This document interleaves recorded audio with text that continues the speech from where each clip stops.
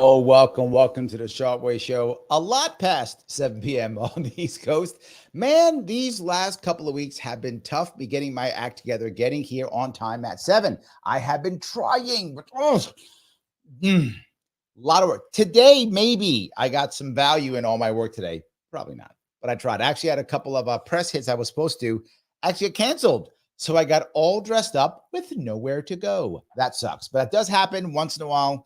Even a cool guy like me gets just ignored, right? I can't always be the prettiest girl at the ball. I do try to be, makeup on and everything. Doesn't always work, but yes, tough times, but I made 7:30 at least. So I guess I'm on time for being late, if that makes any sense. I've done that at least. Something. But today I have a very special show. And the reason why it's special is I rarely talk about war. It's not a thing I talk about often, right? I usually don't, right? We've had the wars going on in Ukraine, rarely talk about it. Wars in Gaza, rarely talk about it. Why? Why would I think that the one I'm talking about now, which is the war in Lebanon? Well, there is one reason, because I'm going to get demonetized. That is for sure. The second I bring it up, demonetized, guaranteed. So guys, I'm going to bug you again because I'm going to get demonetized. Do the like thing. Click the button that's like, give me something, because this is getting demonetized. Anytime we talk about war, it's demonetized, guaranteed. So please click the like button because you know that I'm demonetized. Please click the like button.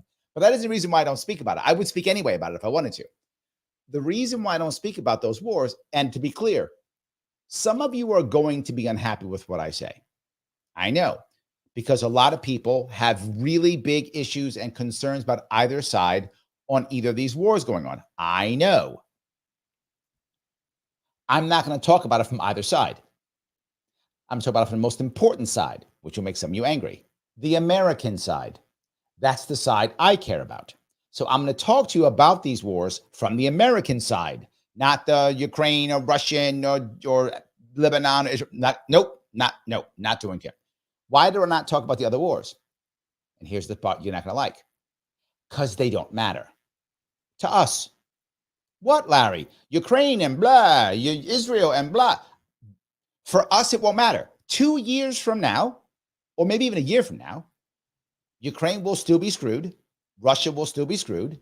Israel will still be screwed. The Gazans will still be screwed. We will solve none of it. These wars will just go on for 1 or 2 years, or what, 3, whatever it is, 5 years, whatever. They just go on, and then we'll spend lots of money, and we always spend lots of money, and we'll create a bunch of jobs.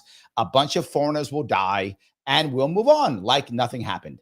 That's what always happens. It's Afghanistan. Except in Afghanistan, we actually died in Afghanistan. We actually lost 3,000 people dead, give or take 2,000 to 3,000 people dead, tens of thousands wounded, right? We lost a lot. We did a lot of bombing ourselves on that one. These will be proxy wars. So we're not going to do the bombing. We'll let someone else do the bombing for us. That's what I feel. And some of you are going to be mad and the righteousness of this. 3 years from now, this will be forgotten. And remember, it's never okay to be against the current war. It's always good against the old war. Once it's over, then we can be against it. I'm against all of them, even when they're going on. I was against Afghanistan then. I'm against these now. They don't do anything. No one's going to win the Israeli-Gaza war. Someone's going to claim victory, but no. A bunch of Israelis are going to die. Tens of thousands of Gazans are going to die. And at the end of it, Israel will still have a crappy border. Gazans will still be screwed. Not going to change. Same in Ukraine. Hundreds of thousands are dying there. Russia will still not have what they want at the end. Ukraine will not have what it wants at the end, and we'll put tons of money into it. That's why I don't talk about it, because that's the end. And whenever I do, people get mad. But the righteousness of Ukraine, the righteousness of Russia, or the peace treaty you had, I don't care. I don't. I know you get mad, but I don't care. That Liberty Lady said something important. The longshoreman strike just ended. There we go. Look at that. That's more important to us than these other two. Okay, if I'm going to sit here and talk all my trash, okay, why do I care about this one? Because this one's important for us. This one is different. The invasion into Lebanon is different. I'm going to explain why. I'm going to tell you what's up, but that's different.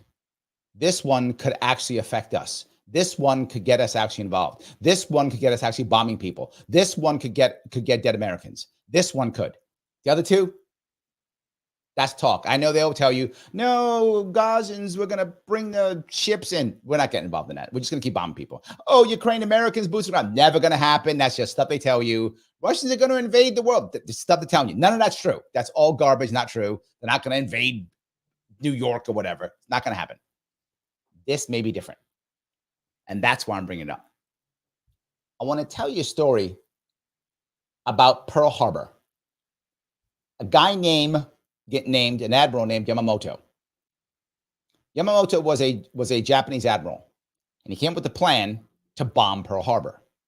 Now, why in the world would he want to bomb Pearl Harbor? For those of you who don't know, America was very anti-Japanese in the 30s and 40s, to include things like Japanese people cannot migrate to America, racist laws that would not allow Japanese to come, things like that. We embargoed them, couldn't give them any oil. And Japan, for those of you who don't know, has very little natural resources, almost none. So they couldn't survive without oil and things like that. So they said, well, what are we going to do? They thought, well, we can't beat America in a war, but we can cripple their navy and then solidify everything in a short war and then sue for peace. And with the peace, part of our bargaining chip will be open up the oil so we can keep getting oil and resources. That was actually their plan. Now, people lie to you and say, Japan was going to invade America. Japan was never going to invade America. That was never going to happen. That's propaganda bullshit. Never was going to happen. Japan wanted to bomb Pearl Harbor, destroy our navy. That did not work, but that was the plan, so that they could then do their invasions, settle down, dig in, and then sue for peace. And the hope was America would just stop. Yes. Blue Black Wall says, boy, was Japan not counting our drive to F stuff up. Correct. They completely misjudged us. It was a mistake. It was dumb. Well, not dumb. It was a mistake. With what they knew, it was the right thing. That's what I'll say. But no, it was an utterly mistake. You're totally correct. That's how it actually works. As we try to do. Okay. They knew they couldn't survive a long-term war, short-term war. This is what Israel is doing in Lebanon. What people don't know about Israel does not have a large standing army. They have a small population, 9 million people, something like that. And they don't have a large military. They're a reserve military. What does that mean? People have jobs. They don't have a massive standing army, right? A massive standing army. America can have a standing army as high as 2 to 3 million people. Sometimes we've had that high. That's a lot of people in a standing army. Israel is nowhere near that. They don't even have 100,000 in their standing army. So when they have to go to war, they mobilize reservists. You might go, well, that's not necessarily a bad thing. It is necessarily a bad thing. But there are some bad things about it. When you start mobilizing massive amounts of reservists, who's working the country in a small country? They're not. Who's paying their salaries? Yeah, the government has to pay their salaries when they're in the reserve army to get no output in the private sector. Now, for a short-term war, no big deal. You got a problem, you throw your people into the reserves, you get them into the active duty, you fight your battle or battles, they head back to work, life is good. Prolonged war, that's a problem. You got to put 300,000 people out of a 9 million person country into combat, take them out of the system. Who's taking care of kids? Who's taking care of storefronts? Who's moving the economy? Who's doing all those things? Not easy to do. That's expensive. Who has to pay for that? You do. That's correct. We have to give money to Israel. You have to pay those salaries. Somebody's got to. They can't. I wish I was joking. I'm not joking. What do you think all that money's going to Israel for? That's part of it. That's absolutely part of it. But there's a second piece that sucks with having a reserve military. Again, good for peacetime because you get to have more people who are talented in the private sector. That's a good thing. But now have to have a prolonged war. Okay. Are those people, have they been working together 2, 3, 4 years? Are they heavily trained? Most of them not. Will they keep fighting after taking casualties? Not that much. They will, but reservists don't. It's a fact. This is not Israeli reservists. This is any reservists, even American reservists, right? Reservists do not stand and fight as long as people who are in who are standing army, a standing military. It's just true. It's how it works. So what's the problem? Well, now you're going to go fight. Who are you going to be fighting? You're fighting fanatics. Will fanatics stand and fight? Yes. So I've got a 4-person small unit, a 4-man unit in Lebanon. 1 is killed, 2 are wounded. That's a fighting unit. They'll stand. I have a 12-person squad, maybe 2 sixes. Both of them are coming in. They're Israeli reservists. They take 3 casualties. They begin to crack. Big difference. You see it. How do I know this to be true? This isn't the first time the Israelis have invaded Lebanon. They invaded back in 2000, was it 5, 6, whatever it was? They invaded earlier, before. And they lost that war. And they retreated. They'll tell you they didn't, because everyone who loses the war says they didn't. But they did. They lost the war, they retreated. Because here's the second piece that we aren't understanding. The H people, I don't want to say the word yet. I haven't been demonetized yet, maybe not. There's 2 H's, an H in Gaza, H-A-M-A-S, and then the other one, the northern H, which is H-E-Z-O, that one. Northern H, they don't have to win. They have to not lose. And that is a massive distinction. That distinction is so huge, I cannot tell you how huge that is. They simply have to not lose. And eventually, the Israelis will have to retreat. Now, the Israelis know this. I'm not the only person who knows this, right? They know, of course they know this. This is why. And those who are paying attention to me, I said that invasion was coming. Why? Because of that beeper cell phone explosion thing they did, right? That attack. That attack was the equivalent of bombing a beach before a beach landing. You bomb the beach to make holes in the beach so that people have a place to hide when they go in. That explosion made sure that a bunch of people didn't know how to communicate. So, of course, now invasion comes. Makes total sense, right? It's obvious. Why would you do that? Now, you might go, Larry, that was savvy. It was. Because Israel does have something very good, and that is they do have an elite force. The Israeli Mossad, one of, if not the best in the planet. I mean, surely top 3. It depends on how you would measure. Surely top 3, right? No doubt, maybe number 1, but surely top 3. The Mossad is impressive, amazing, fanatical, highly trained, elite. They will do whatever it takes to finish that mission, right? Mossad, yes, 100%. That's not the reserve army, but the Mossad does his job well. The Mossad knows where to go, who to take out. They're very good at what they do. And again, fanatical, elite. If they have a sparrow unit of 2 people, that unit fights until both are gone. Like, that unit is a fighting unit until they're both dead. That's a fighting unit. So it's a whole different issue there. But that's a very small percentage of Israelis' fighting force. Now, the opposite. You might say, well, Larry, look, they just killed like all the leadership of Northern H. Accurate statement. But many of them are already autonomous. They're autonomous already. So they can still hold and fight. They still know where they have to be. That's still true.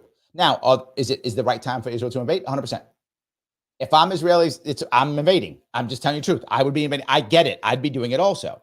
I'd be pushing as hard as I can right now. Here's the next part. Here's the hard part about this. The Israelis are going to take casualties now. Why? Because they have to push hard. Why do they have to push hard? They have to push hard because they have to win fast. Already, I think today or yesterday, they lost like 6 people already. Dead. Already killed. Like 6 KIA already. They may go, well, Larry, is that much? It's the first day in one area. Yeah. Remember, for every KIA, there's at least 2 WIA, if not 4, 5, 6. At least 2. And that means 2 seriously wounded, right? So if you've got 6 dead, you've got 12 seriously wounded. You might have 18 wounded otherwise that you can get back into the fight, right? Bullet wound, shrapnel wound, patch them up, get them back in. Some guys, they're not coming back, right? You get heavy gut shots.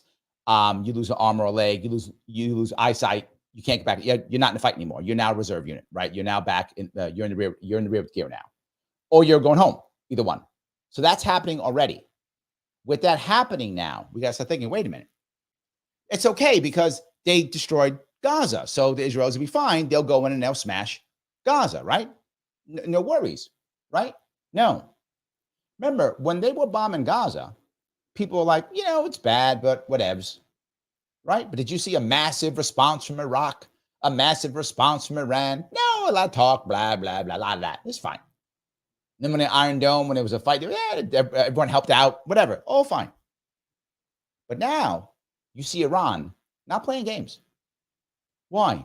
Because Southern H is not the same as Northern H. Southern H is Sunni. Yeah, Sunni. Southern H is Sunni. Northern H is Shia, same as Iran. Southern H, hard to get anything to them.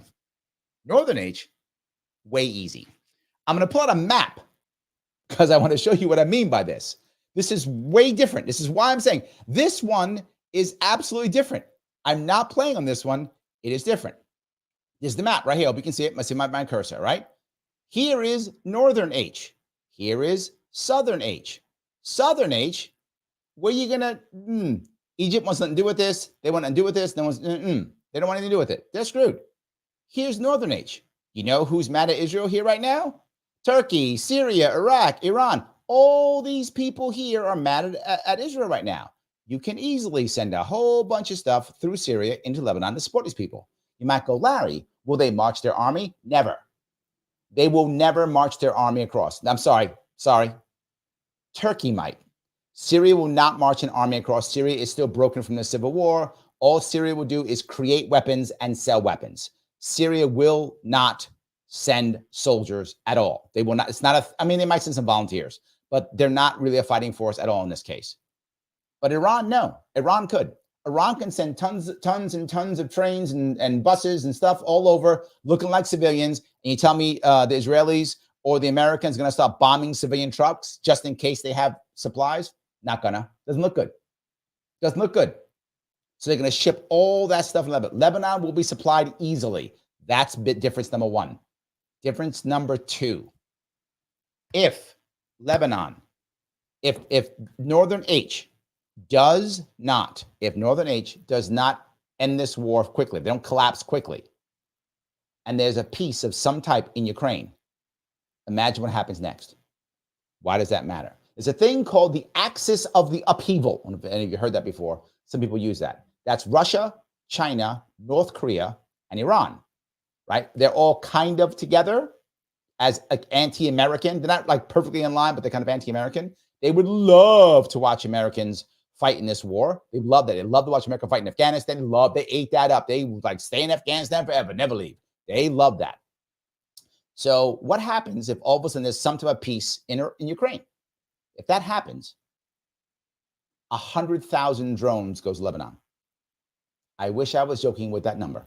There'll be 100,000 drones in Lebanon within 30 days, maybe 90 days. 100,000 drones. You put 100,000 drones in the hands of the young militant population of Northern H, there's no way Israel can handle that. None. Not just that would stop most of what's happening with Americans. Because the next piece is what they've learned in Ukraine. They've learned how to shoot down airplanes. Yeah, the big ones. They don't know how to do that. That's why the Russians don't have a massive air force. You're seeing F-16s fall out of the sky now. Yeah, they've learned. So now America says, well, it's okay, because in my curse flopping around, we've got 2 carrier groups here. That's amazing. You're going to start sending American airplanes over there to get shot down? You see why I am bothered by this. You're going to send American airplanes over there? They're going to get shot down. What happens when an American pilot gets captured or killed? Yes. You're seeing how this works already. What if there's a bigger issue? And now with the bigger issue, all of a sudden now, this area here, if you can see my cursor over here. Sorry, see my cursor over here? I don't know if you can see it. It's my cursor over here. You can see that spinning around. That's called the Strait of Hormuz. A huge chunk of oil comes out, something like 50% or some crazy number. I forgot what the number is. It's a huge number. I'm sure somebody can fact check me on what that number is. There's a massive number of oil that comes through there. What happens when they decide to shut that strait down? They go, no, you can't get there. The Iranians stop it. We're going to send our carrier over there. We're already in trouble with the Houthis. And if there is a peace in Ukraine, some deal, you know what else comes through Iran? Supersonic missiles. Guess what country does not know how to shoot down supersonic missiles? Yes, ours. You might go, Larry, look, I get it. But if you look at these freaking carriers, it'll take like 10 missiles not to carry down. True, you're not wrong. Those carriers are crazy, 100%. They're tough. But there's a whole bunch of support ships that go down with one missile. Some of them frigates, down in a missile. One missile goes to the bottom. 100 sailors, dead. What happens when that happens? What happens when we lose 100 sailors? This is my worry. This is real. That other stuff does not matter for America. Doesn't matter. I know some of you care about your war. Fine. For America, it's just more money, which sucks anyway, but that was going to happen anyway. This is going to get Americans involved. That is my worry. I should have been clearer here. I'm sorry. I did screw something up here. Let me show you here. This is what I was talking about. My cursor here. I'm sorry. This area here was one earlier, right? Here is Lebanon, northern H. Here is southern H, if you see that. In northern H, Turkey can bring units in, not units, can bring food, ammunition, whatever. So can Iraq. Syria is not going to invade. But now is people say, well, Iran can send their land army. No, if Iran sent an actual military unit or units across that, we would destroy that unit in 5 seconds. We would destroy that unit in 5 seconds. That unit will be blown to pieces in 5 seconds, probably within half an hour. Within half an hour, that unit does not exist. It's not fighting. That unit would take 75% casualties if it went on the road to try to come in. Never knew it. Now, could they slowly send fighters in looking like civilians? Yes. And that's the second piece. You can filter the fighters in. You can filter the fighters in. The fighters can be filtered in. This is not going to be an easy war for Israel at all. And they know it. They have to push hard. They have to attack fast. They got to move as fast as they can. And they have to do Pearl Harbor. They have to move in, sue for peace, to have a buffer zone. This is what Israel wants. They want to move in, sue for peace, have a buffer zone. That's their actual outcome that they want. They don't want to invade and control Lebanon. That's not what Israel wants. They're not like, oh, we're going to control Lebanon. It's going to be Israel too. Nope. They want to push in hard, trash a bunch of areas, capture a lot, and then sue for peace. Now, here's the problem. What if the Lebanese don't want to sue for peace? What if they say no? No. As long as you want, we will fight. What if they say that? That is my worry. Because if they actually say, no, we will fight as long as we want, we don't care. You can kill us, we'll keep fighting. If that happens, and then I don't know if you heard already, this is a big difference too. Nothing you might have heard. Already, the Iran and Turkey, they're ready. Turkey's ready to start funding them. And they're Turks. They're not even Arabs. And they're ready to do it. Most people don't know this, but there's a difference between Arabs and Turks. There's difference. Persians too. They're different people, right? Persians are different than Turks. Turks different than Arabs are different. Most people don't know that, but it's true. So they shouldn't be like, yay, Turkey. They should not be. And like, yay, Turkey, come on, give us more stuff. Erdogan is ready to push Israel out of Lebanon. This is why this is a problem. It's why I'm talking about it, right? So Instant Defense says, I don't understand sue for peace. That is a term that means like you sue in court. It means you try to gain a peace treaty. You have a system to go, hey, can we stop fighting? Can we start talking peace? Sue for peace is a term that means now let's start talking about how we can end this war. That's what the term means. So you're okay. It's called sue for peace. So they will sue for peace. That makes any sense. That's what they'll do. So that peace is why I'm so concerned. This is a real problem. Again, I don't see Iran marching troops across, Iraq. I don't see it at all. But do I see them sending tons of trucks, tons of trains, all types of things? Yes. And if there is peace or some type of deal, and the ceasefire in Ukraine, watch thousands upon thousands upon thousands of drones come in to Lebanon to attack Israelis, to destroy the worst part of this, which would be the supply line. Because now you have all these Israeli soldiers, reserve soldiers, by the way, sitting now in Lebanon, having to get supplied from Israel with thousands of drones destroying the supply line. Wait a minute, has that happened before? Yes, in Ukraine now. Now, what's going to happen if that happens? Here's my problem. If that happens, what's Israel going to do? It's going to say, America, help. And what's America going to do? America's going to help. It's going to say, America, land some troops here. Give us some help here. Give us some this here. Give us this. Use your air. Use your some of your Air Force. Do that. Do you think that Northern H cares about shooting down an American plane? They'd happily do that. They don't care. And what happens when they start getting that stuff coming out of Ukraine? Think of all the stuff that Russia is making, all the stuff North Korea is making, all the stuff China is making. They're making it all for Ukraine. They're making it all for Ukraine. So is Iran. They're making a boatload of money. Russia is still selling us oil all across the world, making cash, buying stuff up, buying weapons, and sending them all over, all into Ukraine, like there's no tomorrow. On the eastern front of Ukraine right now, Ukraine's currently losing that war. Some of you might be mad. I'm not taking a side, telling the truth. At this moment, Ukraine's losing the war in the eastern front. If they sue for peace in some way, shape, or form, whatever, maybe to keep the people happy here in America, they do that, all that's going to flow right to Northern H. And now we got a problem with Israeli soldiers. And if the Israeli soldiers are in trouble, they're going to call Americans. And America's going to come running. This is why I'm upset. This is why. I don't want us funding any wars, but I get it. We're going to fund wars. I wish we couldn't. I'm still realistic. But I don't want this turning into Afghanistan again. That's the problem, right? We start getting involved in Lebanon. Now, all of a sudden, we got Afghanistan and Lebanon. Now, or wherever. No, it's not what I want. So I hope that was clear in trying to explain the difference between these two, right? This piece, I think, is important for us to understand, right? Israel does best when they use units like the Mossad. That's when they do best, and I wish they would just use the Mossad, but they don't because they want the buffer zone.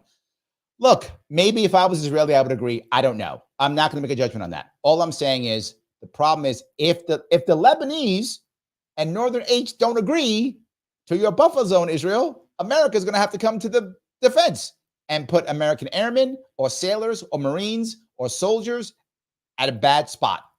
Imagine if we got to send, and I'll go back again. Let me see if I can find this piece here. If we have to send our ships over here to the Straits of Hormuz, think about what damage is going to happen. And then and then again, when it happens, do you think Iran's not going to be happy? They're going to love that. And I think so is Turkey, to be very forward. I think so is Turkey. That's the piece that, again, I'm worried about. You might go, Larry, how can we fight here? I know earlier, hold on, so if I can grab this piece, a very important piece hold on, the very important piece that Pete brought up. He says, what happened to Congress must declare war? No, this is the best part of it. This is another reason why I'm worried.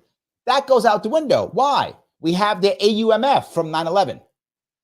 I'm not joking. Yeah. From 23 years ago, we have the authorization to use military force that they signed because 9/11. Because 9/11. So because 9/11, Pete, to answer your question, we'll be able to do all these things. Yes. We'll bomb Lebanon, or we'll bomb some road in Syria that we'll say is doing something bad, or we'll sink some ship, whatever. And I'm not even done with that. You know, think of those ships. Let me go one more. I told you that the drones will start coming. Yeah, there's something else. There's something else. They're called naval drones. Let me show you this, if I can. This here is the Black Sea. You probably see that. Here's where the Black Sea. Now, Sevastopol is a major port. The Russians have a massive navy there. So why aren't the Russians over here bombing everything and destroying and making amphibious assaults and doing all kind of stuff in the Black Sea? Why? Because Ukrainians have naval drones. These are basically just self-propelled ships that are bombs. And they slide in and they blow up Russian ships. And they've been doing it for years. So the Russians aren't here. The Russians have moved their ship all the way over to here in this area. Why? Because once you go in here, you can block all of them. They've moved most of their ships to places like that, and other places they've moved their ships away. There's hardly any Black Sea fleet running around. Why? It gets destroyed. So what happens if there's any kind of peace here? What do the Russians now know how to build? These were Ukrainians, by the way, who built this. What do the Russians know how to build? Oh, naval drones. So why don't you see if some ship wants to come flying in and hanging out in the Straits of Hormuz? Watch all the naval drones. Watch all the naval drones come flying everywhere. Drone warfare is the new warfare. We've learned this in Ukraine. We've learned this. There's just so many of them now being used in Ukraine. The Israelis have to fight now. I understand why they did it. If there is a peace in Ukraine, Israel will not be able to mount offensives anymore. It will go away overnight. The drone warfare will end the military, will end any incursions Israel will have any hope of doing. End it. It's over. Did you see what China did with their drones? Remember that? The light show was a light show. That wasn't military. Yes, warfare is changing. They have to strike now. If you're wondering why they did it, this is why they did it now. All I'm saying is if they don't keep going, we are in trouble. All right, let me grab a couple comments here, and I'll see if I can keep going here. I hope I gave you guys some good ideas on why I'm concerned, right? Why I'm worried. I guess the last piece I'll bring up is the Arab nations that were kind of on Israel's side when they were bombing Gaza, kind of on their side, are not in this one. Are not. And let me give you a quick piece, if I could. Let me give you a little piece of a BBC report, just 2 minutes of it, of a BBC report that covers about what happened, and you'll see what I'm talking about when I get there. You will get this. And you'll hear an important distinction from other stuff. Let's start the program with where we're at right now in the escalating conflict in the Middle East. Iran and Israel, avowed enemies, have come into their fiercest direct conflict yet after Iran launched around 180 missiles against Israel on Tuesday evening. Prime Minister Benjamin Netanyahu has promised that Iran will pay for what he says is illegal Iranian aggression. Tehran, for its part, says it will respond to any Israeli retaliation. This is not good saber rattling. It isn't. This is not good saber rattling. And one of the reasons why Iran sent all those missiles over, and you'll understand why in a moment, listen to what she says, how they were defended against. We've heard from Iran's supreme leader, Ayatollah Ali Khamenei, who has told the West to get lost. In his first remarks since the attack on Israel, Israel is pressing on with military action against Hezbollah in Lebanon, which continues to bombard Israel with missiles. Look at that terrain. The problem with this terrain is this is not ready for the Israel military, right? Israel relies upon air force and artillery. When you get into this type of terrain, the number one type of artillery is mortar systems. For those you don't know, those of you military, you may know that. You need mortar systems because of all the mountains, right? You also, many things also happens is you can't communicate back and forth because the mountains block radio signals, which is why they have beepers and such. That's why they have those beepers. You can't use radios because the mountains block the signal. So you're non-radio and you use mortars. Well, who has non-radio and mortars? Oh, wait, they do, not the Israelis. Advantage them. Israel today saying more than 100 have been fired into their territory just today alone. These pictures you can see here show the smoke rising from towns on both sides of the border in the last few hours. Now, we're going to bring you more on that in just a moment. But first, we want to recap on Iran's missile bombardment. Almost all of these rockets were shot down, either by Israeli defenses or with the help of its allies, and that includes the US and the UK. That's the problem, what she just said. The US and the UK. She didn't say Saudi Arabia, Egypt, Jordan. When they were bombing Gaza, that was fine. They actually came in and stopped. They helped them. This one, the Arab nations aren't so happy about this. They are not. They don't like this. And here's the weird part. This is a Sunni Shia mix, right? The Iranians are mostly Shia. The Saudis are mostly Sunni. And they're like, yeah, we don't like this Israel thing. No, we're not happy about this. We got to stop this. We don't like this. They're not jumping on board. The Saudis didn't say a word, kept their mouth shut. In fact, they're all having meetings right now. Yes, you think I'm making this up? You can go check. They're all having meetings right now. They're like, let's talk about how do we handle this now? Now it's how do we handle this? It was before. That's not leave. Israel's important. Leave them alone. Now it's like, how do we handle this? That's a problem. She didn't say the others. She said just those two, which means those two have to jump on board if something goes wrong. But some of the ballistic missiles did get through.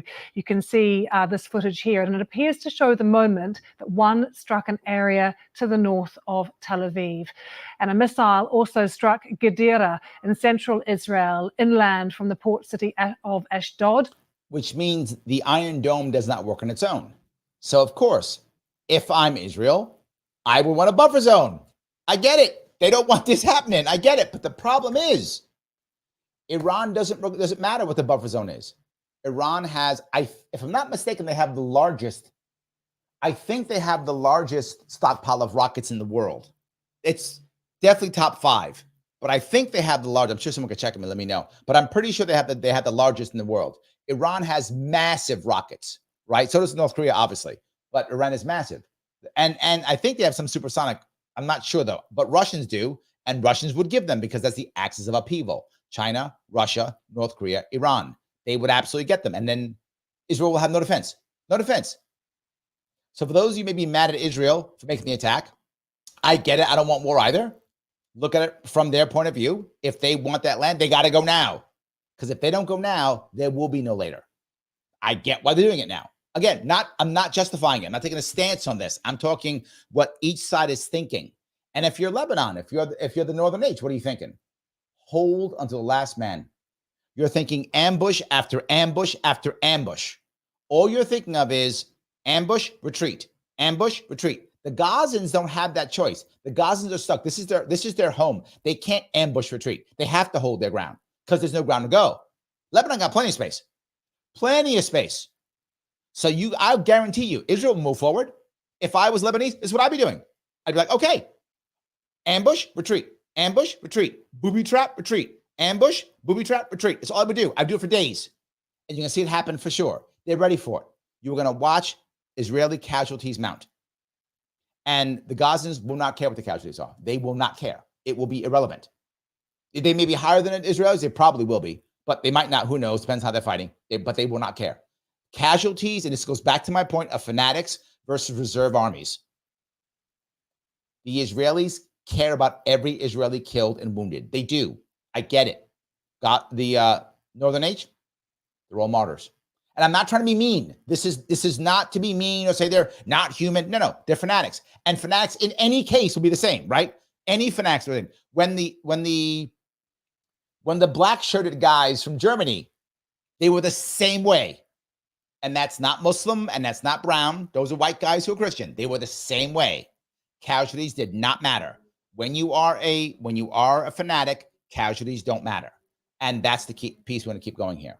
I hope they think about it. They had all their leaders get blown up by the Beaver thing. They're still fighting. Didn't stop them. This is a school that was hit. There were no casualties. We are hearing one Palestinian was killed in the West Bank, and that was possibly by debris from a missile which had been shot down.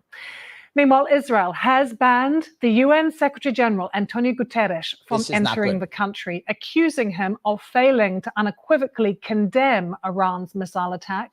Now, you might say to yourself, Larry, why do we care about the UN? Here is why we care. Generally speaking, I don't. You know me. Generally, I don't. But here is another that's bad. And this is why I keep bringing this up. If the UN says this is bad and Israel's bad, as they always have been doing for a long time, and now Israel responds going, you're now bad, you can't come in, you didn't condemn, that's the silly pretext that other Arab nations can use to turn on Israel. That's why that matters. Otherwise, they have treaties and such. Well, if Israel's an international pariah, well, then I can change and I can turn and I can either ignore or assist. Either one. That's why this matters. This is why she says it. Otherwise, who cares? It's just some guy saying stuff. Yeah, people say stuff all the time. UN always says bad stuff about Israel. All the time. That's the norm. Yeah. But this matters. I'm bringing this up because this time it actually matters. Other times I didn't care. It didn't matter. This time it did. On Israel. Mr. Guterres has not yet responded. On Tuesday, he did call for a ceasefire. Of course he did. As we wait to find out what happens next, there are signs both sides are preparing for all eventualities. Note, they're calling for a ceasefire, but both sides are preparing for all eventualities. Why? If Israel could easily get a peace deal that would give them a buffer zone, why wouldn't they just take it? Because they can't. Because they all know what I know. Time is not on Israel's side. That's why. They know what I know. Time is not on Israel's side. And I know I keep bringing up Ukraine, but that area is filled with the most updated technology that we have on the planet now for bombing and killing people. Updated. And the people, the leaders there, who've been there for 2-3 years, they know how to fight. They know exactly what's up. They know exactly how to work this thing. They know what's up. They know how to use drones. They know how to use the bombs. They know how to attack buildings. They know how to attack towns, cities. They know it all. They've been doing it for 2-3 years. They know. And the second that war is over, they're like, I need a job. How much Iran paying? I'm not joking. How much Iran paying? Right now, the average Russian soldier makes like $2,000 a month, which in Russia is a lot. That's a lot of money. That's actually higher than the average Russian makes in Russia. Think about $2,000 a month. Ukraine war ends. Iran says, hey, we could use some mercenaries, the Wagner group, or we could use some advisors or people who know stuff. We'll pay you $3,000 for Iran or for Saudi Arabia, paying some guy $3,000 a month, whatever. Russians like, damn, I'm in. What I gotta do? I gotta teach the Northern H how to fight. Done and done. You will have thousands of mercenaries flood into Lebanon. Thousands of them. What are Russians gonna do once the war's over? There's at least 300,000 Russians who are getting $2,000 a month for combat pay to fight in Ukraine. That war's over. Maybe half stay on to garrison something, but maybe. So I got 150,000 trained Russian soldiers who got to go back now to work at the liquor store. Well, that was kind of racist. That was bad. Okay, I'm sorry. I didn't mean that, Russians. I apologize. At the borscht store, whatever store you have in Russia, the Russian bear store, whatever. You're going to work now in Russian Walmart? Or are you going to go to Lebanon? They get $3-4 grand a month to teach Northern H how to fight. I know where I'm going. Time is not on Israel's side. Not. And the gamble that they may make, that the Israeli government may make on the backs of their people might be, we're staying, we don't care. If that happens, America has to come in. There's simply no way around it, or Israel will lose. They'll lose the war again. They lost in 2006. They'll lose again. They don't want to lose this. Not having to fix Gaza. They're not going to lose this. They'll bring America in. We've got Iran warning the US against intervention, and the US moving another aircraft carrier battle group to the eastern. To be forward, America does not want to fight this war. The military does not want to fight this war. They don't. They're bringing all those carriers in to hopefully scare them, because there's so many aircraft, so many sailors, so many Marines in those two battle groups, so many. And the firepower is insane. The firepower, and by the way, nuclear subs also go with battle groups. So that means there's even nuclear firepower. The firepower in those battle groups we have like, I think 12 or 13 of them. I forgot how many we have. Is it 14? Something like that. We have about 13, 14 of these carrier groups. And the firepower is insane on them. One carrier group could destroy the navy of almost any other country by itself. That is how powerful these carrier groups are. They're insane. Nothing matches it. I mean, just insane. Mediterranean. We're going to be talking to our correspondent in Beirut, Lina Sinjab, very, very shortly. I will leave it there just so you understood some of the pieces there, and I'll start taking comments and questions. I hope I was clear on why I care about this and why you should care about this, right? Why you should care about this. Because right now, China is laughing. The country in this world right now is laughing is China. China is watching Russia fight in Ukraine, losing men, losing material, and selling them dirt cheap oil and buying all their weapons. And China's like, yeah, go on, Russia, do your thing. China's watching us get involved in the Middle East going, yeah, do some more. We're going to go own Africa. Why don't you keep fighting that war? Yeah, do that if you would. We're going to go into Africa. Then afterwards, we're going to own South America. But you keep fighting your war. That's China's laughing the whole way through. By the way, if you don't know this, who do you think would broker the deal between Iran and Saudi Arabia? Who could? Only one country could. China. That's who brokered the deal. China's like, yeah, we'll broker a deal. You guys are together. You'll bolster or ignore. In the case of Saudi Arabia, you'll ignore Israel. And in the case of Iran, you'll flood Israel with weapons and cash and resources and let the militants fight on their own. And you'll slowly ship a bunch of militants over. And once Ukraine was over, all the Russian advisors will fly over. In fact, now Ukrainian advisors will come. I'm not joking. The Ukrainians will come too. Think about it. You've got at least 100,000 left, Ukrainians left, if not more, who are combat prepared. A lot of the combat guys in Ukraine are dead or captured. But some of them will come back from prison camps or whatever. They'll come back. What are they going to do? Go back and try to fix their broken country for $1,000 a month? Or head to Lebanon and teach Northern H how to fight for $3,000 a month? That greenback, boy, that's going to make some Ukrainians and Russians shake some hands. I can guarantee that. I guarantee that. Why? We saw it in Angola after the Vietnam War. After Vietnam, we saw it in Angola when Angola was fighting. I know I was one of the guys who wanted to go over there. That's a thing. It's a thing. I'm not making this up. When I came out of the Marine Corps, I was considering going to Angola to be a mercenary. I know it sounds crazy. A guy like me who's completely pacifist now, but I was actually considering that. So yes. Alrighty, Alexa, Thank you so much for being a member. And also thank you so much for the super chat. If I had $1,000 to blow on whatever, there'd be another zeros around the super chat. Oh, Alexa, thank you so much. It's sad when things are so effed that Larry's compelled to dedicate a whole show talking about war. You are correct. But I just want you to know this one matters. Pay attention to this. Talk about this. This one matters to us. I'm sorry. All the wars matter to the people who are being killed, to the horribleness of the people being killed and fighting. Of course, absolutely. And we pay for all the goddamn wars anyway. But this one could draw us in.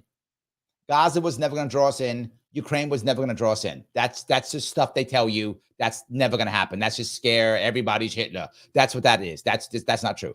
This one might draw us in. And I gave the details on why, the situation which might draw us in. That's what I'm concerned. Thank you so much for that. I appreciate it. Guys, if you like what I'm saying, but makes sense to you, if you're enjoying this, please click the button that is like. The odds are very high I'm getting demonetized on this one. So please help me out by clicking the button that is like. If you haven't done it, it's because you love war. You meanie. Don't be so mean. Click the like button. Like war. What's wrong with you? Stop. If you're watching on Twitter or Facebook, please either retweet, share, whatever the thing is. Share it on YouTube if you want to. That'd be great. Please subscribe if you haven't to. I looked at my numbers. Most people who watch this are not subscribed. What? Click the subscribe button. Click it. It's free. I'm not even asking for any money. Just do it. If you do want to super chat like Alexa, please do so. It's great. When we become a member, that's the best thing.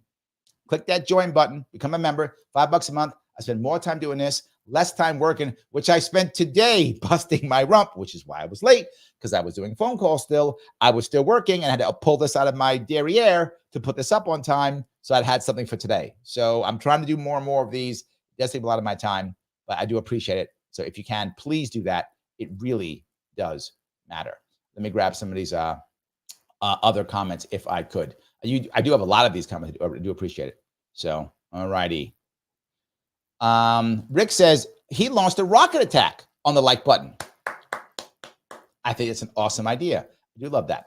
Mike Voss is in the house. This is one of your issues. You talk about this all the time. This issue is about how we deal with allies and terrorism. World is looking for leadership they can trust to increase stability. Biden, Harris, not it. This will continue until January 2025. What I brought up is far more important than Biden, Harris. Far more important. There is a time limit here for Israel to do what it wants to do. There's a time limit. Just is. And again, you can be like, Israel's wrong, Israel's right. I get it, whatever you're feeling on that. If the Israelis want to get that buffer zone, there is a time limit. That's why I did it. Doesn't matter. This wouldn't matter whether it was Harris or Trump, whatever. If there's no negotiated buffer zone, they're not going to get it. And that's their goal. They also want a buffer zone so they can deal with the occupied territories and everything else. This is what Israel's goal is and has been. Still is. Hasn't changed. So they wouldn't have mattered. I know you don't believe that, but it wouldn't have mattered. The timing is the key here. Once the Ukraine war ends, whenever that is, if that's this year, next year, whenever it is, right now is looking bad for Ukraine at this moment, but that can change. It looked bad in 2022 when the Russians almost took Kiev in 2022 and they turned it around. So maybe the Ukrainians can, I don't know. But at this moment in time, looking bad for Ukrainians. If they actually sue for peace, all that stuff's coming to Lebanon. You just had a 3-year war with hundreds of thousands of combat trained soldiers who are accustomed to $2,000 a month or more and having a mission. The place they used to go was the French Foreign Legion. They still might, but where's the French Foreign Legion fighting? They threw them out of Mali, right? People don't realize they threw everybody out of Mali, right? West Africa, the West African nations. If you remember about a couple years back, there was like 5 army guys who died in Mali. We're like, what happened there? Because we've been occupying the Western Africa for literally decades. And the French Foreign Legion has been there for decades.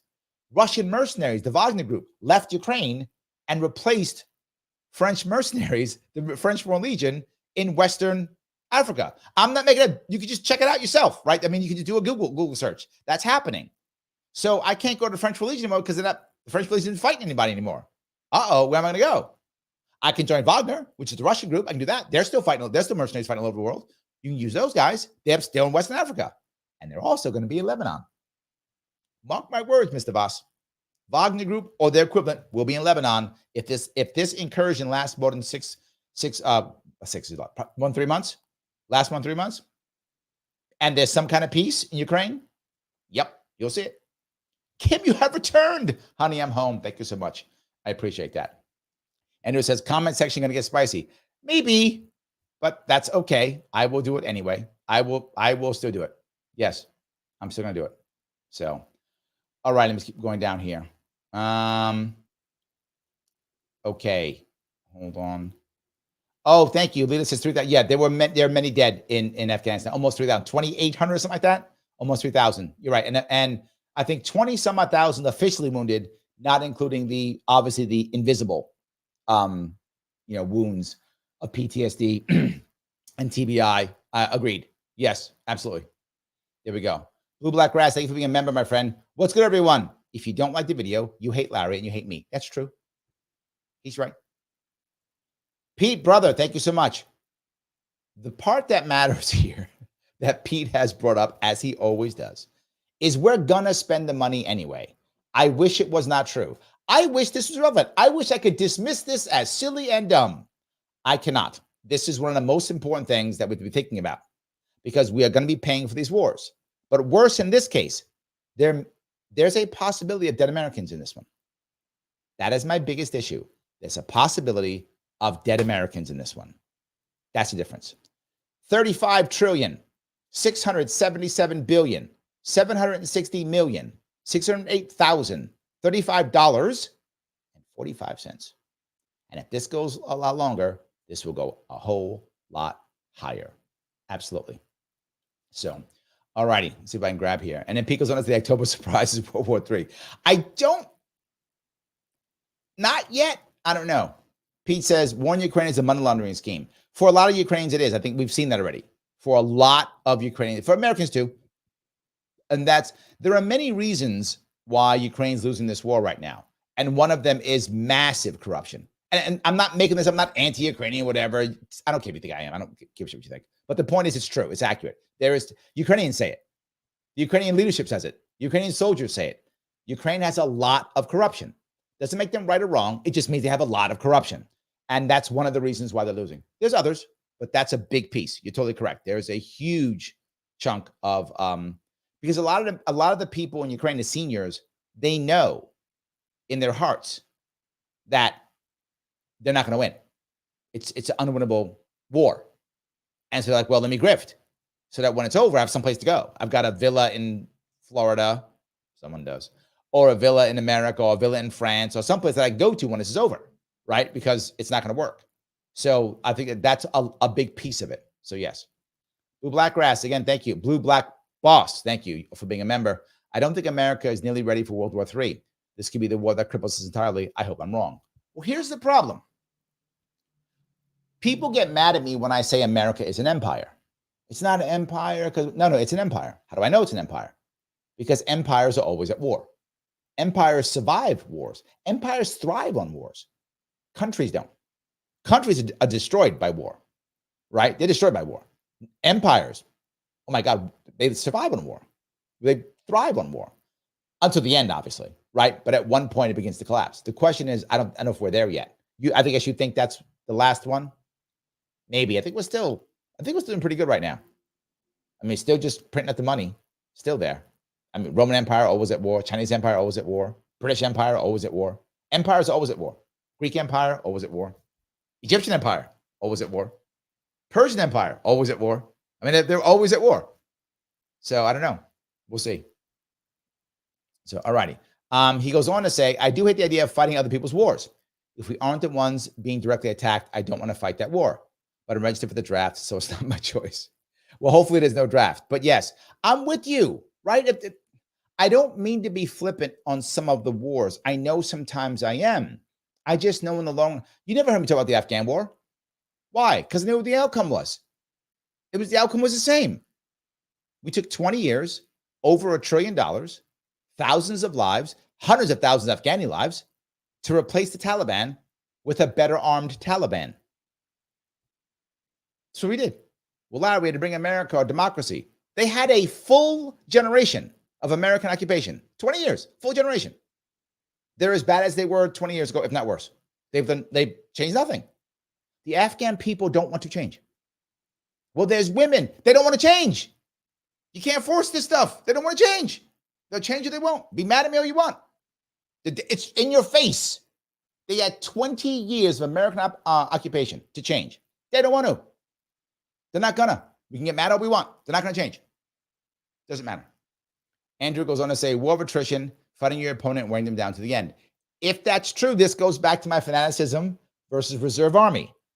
Reserve armies don't survive that well.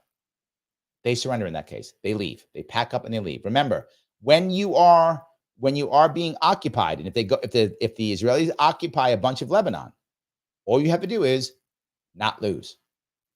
The Afghanis prove that. The Vietnamese prove that. Right? Did we lose any battles in Afghanistan? Maybe we won a couple, maybe, but we won almost every battle in Afghanistan and lost the war. We won like 99% of the battles in Vietnam and lost the war. We won most of the battles. The problem is, I want to be clear, this is not an attack on our military. Our military is actually still very good. People will say it's bad, whatever, because they're mad because it's a Biden military, whatever. Our military is still great. That's a fact. We win most of the battles. I mean, I don't want to say most. I mean, like 90%. We win. Once in a while, you'll find an American unit lose a battle. It does happen here or there, but it's insanely gross. It's insanely rare. It's grossly rare. There we go. It's grossly rare. It almost never happens. In Vietnam, I think we won 98% of the battles or something like that. Some crazy number. We won almost every battle and lost the war. Why? Because our politics is garbage. That's the reason. The politics lose us the war. The military wins the battles, and the politics lose the war. Or worse, we lose the peace. We lose the peace. Either one. So, yes, it is really bad. So, yes. All righty. Joel says, I know very little about the Israeli-Arab world problems and politics involved. My fears are people profiting from conflict. That's why the U.S. is involved. That's true, too. I mean, for us, the military-industrial complex is really a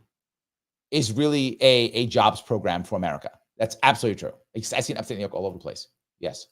Roy says, the only thing more insane than starting a war is not defending yourself and preventing it from happening. Yes! You're not wrong. And this is why I'm the most disappointed, Roy. It's why I don't talk about it. I hardly ever talk about these wars. Why? Because none of that's going to happen. Well, this one it might. And that's my point. But before, it's not going to happen. You think there's going to be some decent solution in Gaza that's going to make Israel safe and make the Palestinians have some form of not be screwed politically? No. Israel's still not going to be safe, and the Palestinians are going to be politically screwed. It's not going to change. Maybe this war, but then how many Americans have to get involved? How many Chinese have to throw money at it? Chinese are not going to get involved. How many Russian mercenaries have to be involved? That's my problem. So Brian says, Zionists at least believe that since they are God's chosen people, that they can do whatever they want, whenever they want to non-Jews, that they view them as less than human. Well, I'm going to go with not all Zionists are Jews, so you're kind of off on that one, Brian. But no, I think a lot of people are xenophobic. That's the right words, xenophobic, right? Chauvinistic, whatever you want to say. I think a lot of people are. I'm sure that I know Jews who think exactly that way. I do. I know you're being nice. Call you. I think you mean Jews. I know Jews think that way. Yeah. I also know white people think that way. I know black people think that way. I know lots who do. So yeah, you can find tons of people who think that way. I would agree with you. There are lots, but I don't know if that is why the average Israeli is doing that. I would guess. I mean, clearly I don't have, I don't know detailed, but I would guess this is actually Israeli leadership thinking. And I think this is a mistake, to be forward. I think it's a mistake. I'm not going to say whether it's right or wrong because people get mad at me if I say that. So I'm just saying, I think it's a mistake. I understand. And my goal was to show you why they're thinking. It's not just stupid. It's not just crazy. There is a method behind their madness, right? They are thinking something. I think this should have been a long time ago done. I mean, years ago through negotiation. The negotiation and slowly and people hate the problem. Why? All right, let me go back. I'm going to take a stance you're not going to like, but I don't care. I'm telling this is reality. The problem is World War II and that special regime in Germany during that time. I don't want to get canceled. You know the regime I'm talking about. That terrible regime was so horrible in what they did that everything else now is compared to that and is now evil. What do I mean?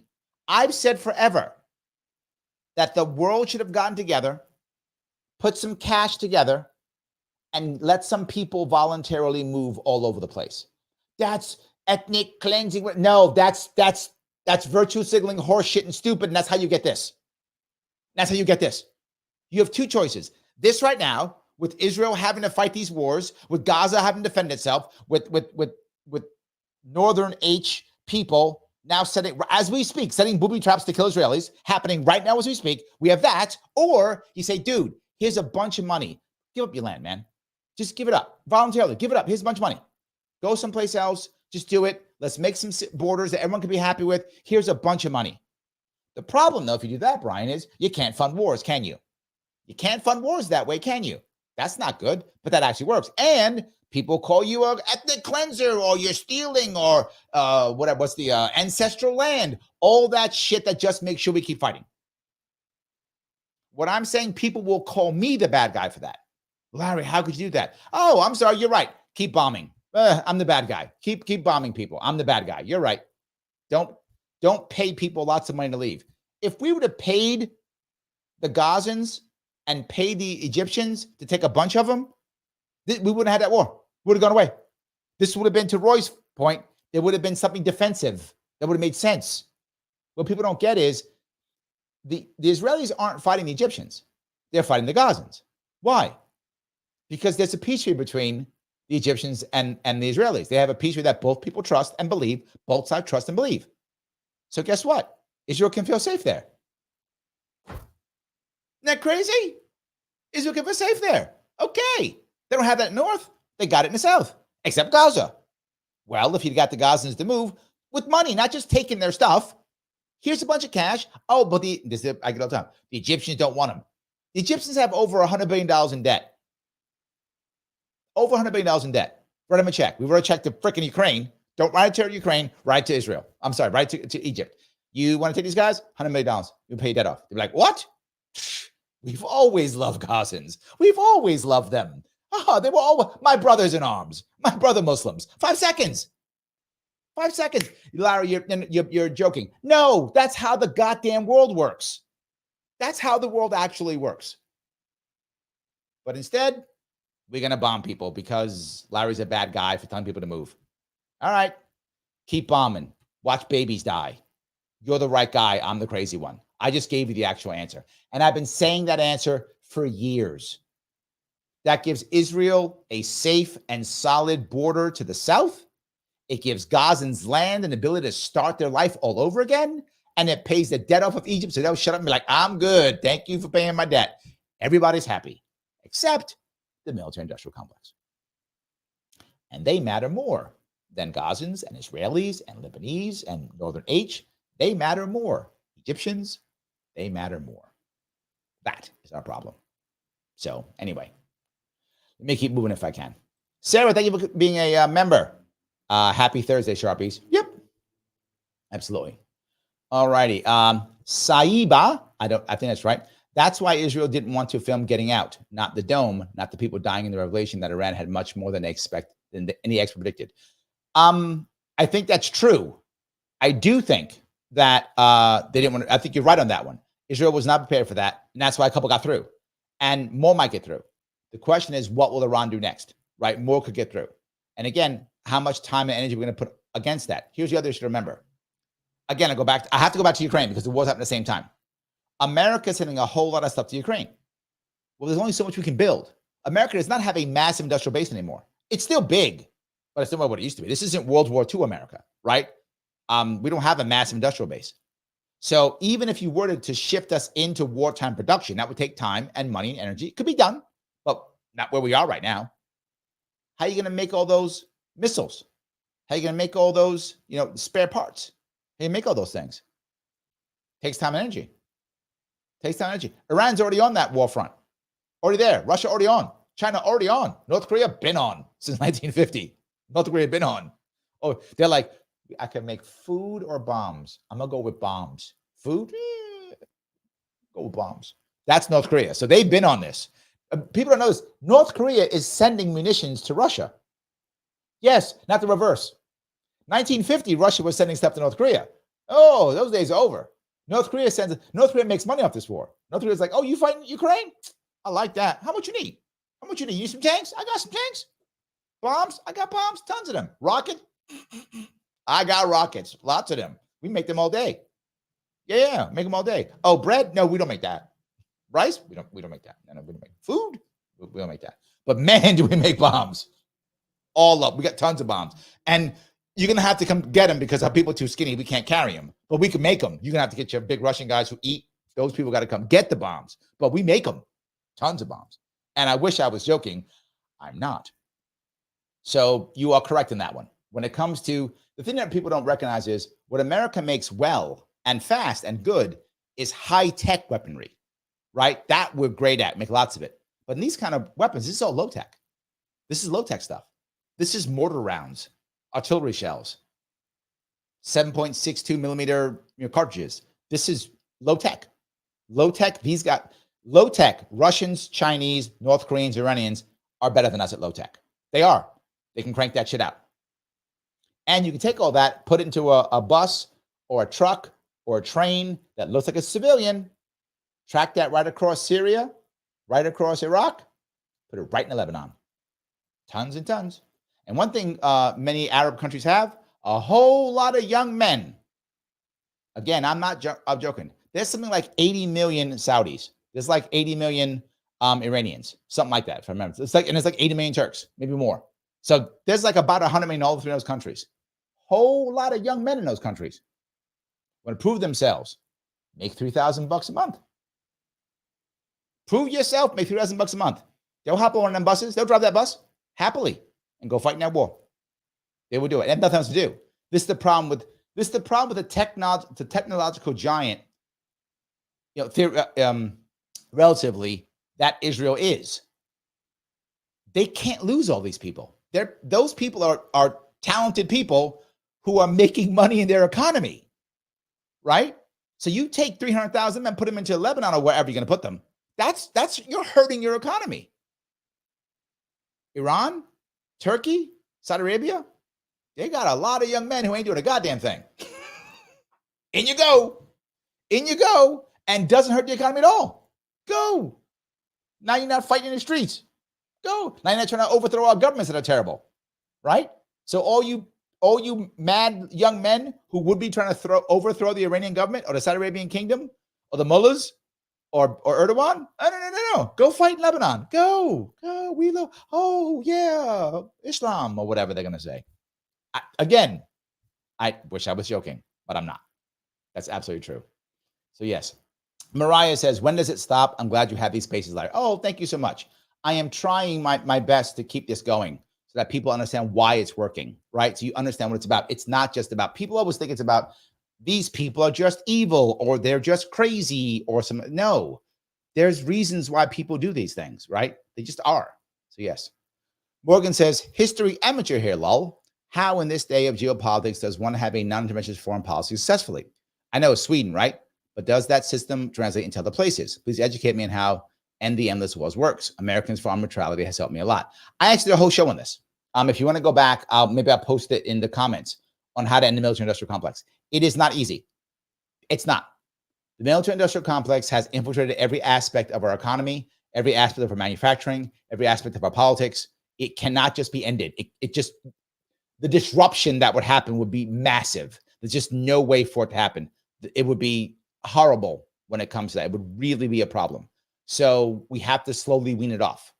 The other thing is we also now have a global system of trade. And right now, only the American Navy can defend those trade routes, right? Should we have a system where others can assist? Yes. But I mean, even the Chinese Navy, which is growing, could no way, it has no deep blue Navy that could actually, it just doesn't exist. Doesn't exist. It would take a decade at least, at minimum, for them to have anything close to it. The Brits don't have that anymore. Russians, nowhere near that. I mean, just no nation has a Navy that we have. So our Navy would have to somehow still do that. So geopolitically, we would have to still at least control trade routes because no one else could do it. Physically impossible. So we could do it. I'll put that in the comments after this and show you. I did talk about the entire thing. I gave it a whole way of breaking down military industrial complex. It can be done. So yes. All righty. Let's see here if I can do this. Douglas says Iran is next. I don't. You mean Iran as being attacked? I'm not sure where you're going with that. Or jumping in. Iran's already in the fray, right? That hasn't stopped. Iran has been funding a lot. If Iran, the odd part, Iran, some of you probably know this, funded a whole lot of Southern H, the Gazans, that area. A lot of that, I mean, not all, but a lot of that was funded by Iran. So they're already in this, and they're in it again. They heavily fund Northern H. Again, not 100%. Others do too, right? They're not 100%, but massive amount. Probably 80% or more. If anyone knows, I'd love to know if someone does know. But they fund a lot of Northern H. It's a very high percentage, probably more than 80%. But there are some other donors here or there that do it. It isn't just them, but it's a lot of them. So yeah, alrighty. Let's see if I can have this. Saiba says, Quran 861, which advises Muslims to incline towards peace if their adversary seeks it. This principle can make sense in situations where one feels overwhelmed, suggesting that seeking peace. Is he finishing this? I don't know. But anyway, yes. Look, every religion has its peace side as it has its war side. And I do think that in the long run, people want peace. Most people do. The question is, how do you want that peace? What has to happen for you to get that peace? That's the question. So yes. Lila says, sue for peace, such a mind-blowing device. It is, but that's the phrase you use. You sue for peace. That's what it is. So literally the diplomats, when they talk, they will say, can we sue for peace? Let's have a conversation so we can sue for peace. That's what it's called. So yeah. There we go. All right. I want to grab some more people here.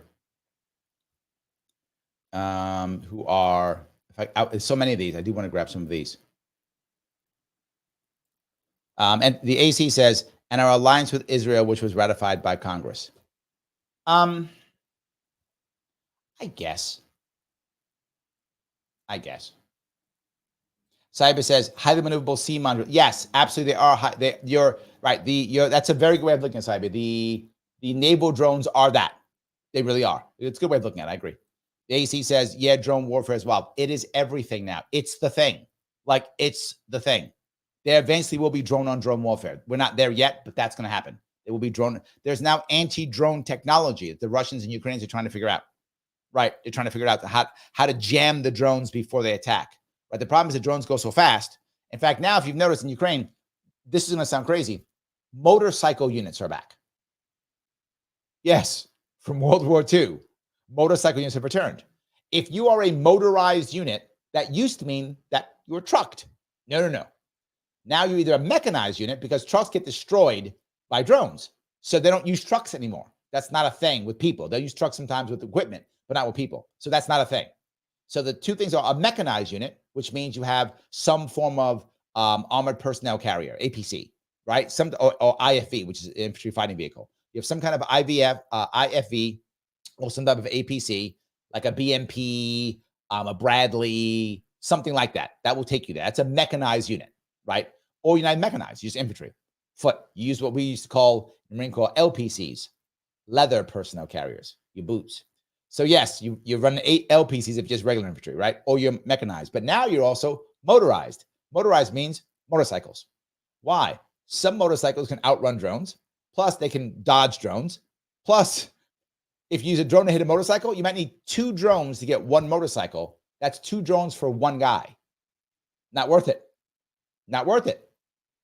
So I'd rather use a drone against, walking soldiers. So I get 1 or 2 or 3 with 1 drone. So yeah. So literally Russian units actually try to raise money. True story. They try to raise money to buy motorcycles, to change their infantry unit into a motorized unit. So they will literally buy a bunch of motorcycles. So now if they don't have mechanized, they'll become a motorized unit. Yes, civilians who care about this literally buy these units, motorcycles. I wish I was making this up. I'm not. And then, so that's what, so yeah, drone warfare has brought back the motorcycle. Yes, drone warfare has brought back the motorcycle 100%. So anyway, just want to keep going down there. I hope this is interesting for you guys. That's why I keep giving you this stuff. When I go down these roads, I try to go down a road that tells you what's actually happening in the world in a way you can get it and understand the details behind it. That's the issue. Before I go any further, guys, click the button that's like. Please do that. If you're watching on Twitter or Facebook, now will be the time to share. Right now. Share. Right now. Retweet. Now's time. If you have not subscribed, subscribe already. Click the button for notifications so you know. If you're on Larry Sharpe YouTube, you can super chat if you like. Super chats go right to the front. Also, people I try to grab more than once. Always, as you see, I grab multiples. Sometimes if you hit a lot of them, I can't get to all of them. But if you're a member, I try my best to get to all of them if I can. So please become a member if you can. It's $49 per month. Click that join button. Become that member. It does matter. It means I'm going to give you more attention because you're super cool, because you're a member. It makes you cool. AC, you're cool. So I grab your stuff all the time, man, because you're cool. So become that member if you can. It'd be great. So yes. All righty. See if I can go down here. Where am I? The anti-corporate says Northern H has another 100K. I'm not sure what those 100K are. I must have missed it. That could be missiles, maybe. There's a lot. Oh, it must be the missile thing. Yes, it's insane, the number of missiles they have. Insane. You're absolutely correct. There's so many of them. It is crazy. And missiles, and then all of a sudden, add drones. Oh, my God. Yes, absolutely. 100%. All right. The anti-corporate says the November anti-Zulu Indians. Oh, nicely done, AC. We're not Christian. They did believe so. Yes. If you know what was on their belt buckle, what was on the belt buckle, do you know? Gott mit uns was on the belt buckle, which means God is with us in German. So they believed so. Whether you might or might not, they did believe so. They believed, and the story they told, if there's a great scene that in a movie called, it's a German movie from I think 92 or 93. The name of the movie is called Stalingrad. And you have seen it. There's a great scene in the beginning of the movie. Is it beginning? Maybe early on in the movie, before they're about to go into Stalingrad, and a priest, the chaplain, gives a whole sermon on how we're going to take Western Christianity to the Eastern, and I'm Eastern Orthodox, so it's kind of weird, but yes, to the Eastern Orthodox Christians and, change them, the heathens. No, they believed it. So you might disagree, but they would disagree with you. Then again, none of them are around anymore. Well, those November Alpha Zulu Indians are not, but others are. They would say they are. That's all I'm saying. They would say they are. So yes. All right. Brian says Iran has the capability to bomb Israel the same as Israel has done to Gaza. It should be careful what it provokes. Yeah, but they're both good. I mean, no, this is mutual. It's not like just Iran can bomb Israel and Israel can't bomb Iran. They both can. I would like neither to, but you are correct, Brian. They both can. Absolutely. I would like neither to. So yes. All righty. Let's see if I can grab this. So many of these. All right. The AC says, I used to like Israel, but you know what? When I have your back and you start fight with the biggest dude in the bar, I'm not happy with you anymore. That's actually funny. Oh, I like that one. That's good. Yeah, you're my buddy, but now you're starting trouble with everybody. You're going to get me killed. I get you. Yeah. Okay. Yeah. That's actually, that is one of the best. AC, I'm going to use that. Odds are, I'm not going to give you any credit, but I am going to use that. Absolutely. Yes. Somebody says, what do we pay our contractors? Oh, far more. Far more. Our contractors will get at least $5,000 a month. Minimum $5,000 a month for our contractor. Of course. Our contractors get way more than that. In fact, there was a problem for those of you who were in the military at the time that guys weren't, there was a reenlistment problem in Iraq, particularly in Iraq. So you're in Iraq, you spend 4 years in the Marine Corps, you may be a corporal or a sergeant. You did some combat time, so you made some decent pay. You made maybe $30,000 a year, maybe, right? Because you did decent what you did. You get combat pay and such, so you got some extra cash here or there. Maybe you got $30,000 a year, maybe. Well, you could reenlist, be part of the military still, deal with all the military BS, and maybe get $32,000 a year, maybe, if you're lucky. Or leave and join Blackwater. You get $70,000 a year. And come right back to Iraq, and work as a contractor. Guys doing it left and right. Left and right. That's how I know. You get paid at least $5,000 a month. Some are getting $6,000, $7,000 a month. Yes, at least $5,000 a month to be a contractor. Minimum. Like if you're like a private in the army, you got like $5,000 a month, right? As a contractor, but not as a soldier. It was a problem. Saib, it's a great point. It is a big problem. Absolutely. So Peace Logic, thank you for the $10, my friend. Every super chat is helpful. Since I was a little kid, I wanted peace, hence my company name. Oh, I like that. Peace Logic. Get energy costs near zero might be the breakthrough that gets us there. But the powers that be will like this. 100%, because yes. How do I make money when energy cost is zero? How am I getting paid, Pete? You didn't think about that, did you? How am I getting paid? I got to get paid. So, no. Right? Look, if I'm not making my bombs and selling them overseas, so people got to die, what do you do? I got a third house to buy. That's all I'm saying. That's how most of them think. So, yes, 100%. Okay. See if I can grab this here. Oh, you guys going back and forth a lot. I appreciate it. A lot of this knows. Wow. Okay. I'm happy you're having this conversation back and forth. I just watched a bunch of this. Yes. Blue Black Boss says, being a member is pretty cool. Take it from me. It's true. I do pick my members first all the time. I try to go through them as much as I can. I do. Absolutely. Yes. RPG like, but you didn't do RPG? Everybody know what RPG stands for? Rocket propelled grenade. That's what it stands for. It's actually the original one, if I remember, was actually German Panzerfaust, which or Panzerfaust, which means tank fist. It actually came from the Germans in World War II. Yes, to World War II, they created it. And it was one of the most effective single shot weapons because it was cheap. And if placed right, could destroy American tanks and Russian tanks if placed right, or destroy their tracks so they can't move, making them immobile so they could later on get destroyed. So yes, Lita says rocket attack like button. Okay, that works too. That also works. 100%. 100%. Yes. Yes. That is also true. Yogmier says, Larry, how are you, sir? I appreciate that. I'm glad you're here. I do. I do like that. So, role-playing game. No. Rocket propelled grenade. No. Yes. No. Yes. Nobody's ready for World War II, says Leela. You know, I think they are. I think some people are. I'm sorry. No, if you mean like the average person, correct. Yes, there's a person. Yes. But there's some people who are like, it's okay. We'll be fine. Like some people are like, it's fine. It's whatever. It's fine. Yes. It's fine. Yes. Roy says, US equals empire. Casino. Yes. 100%.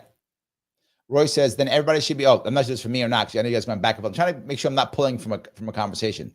Everybody should be serious about fighting terrorism. Yes. Agreed. I'm with you. Yes. Absolutely. Of course, Christine, nicely said. I love this. War is business and business is good. That is true. War is business and business is good. Yes, absolutely. All right, I grab a couple more of these here. Paula says that peace treaty goes back to 1979 with Egypt. Yes, and it worked. Right? Yes, and it worked. Wouldn't it be nice if we had like 2 more of those? I mean, the border with Jordan's pretty good. I don't think there's much of an issue with Jordan, right? That's a pretty good one. So let's do that with like all the sides of Israel.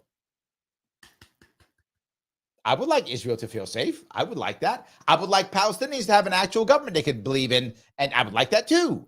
I would like all of those things. And I gave you a way of making that happen, but they won't do that because we have to keep fighting, right? Because you have to keep fighting. Roy goes on to say, now 100-year-old Jimmy Carter negotiated. That's true. I was there when it happened. Yes, I was there when it happened. There. I was alive when it happened. I wasn't there when it happened. I was alive when it happened. When I was there.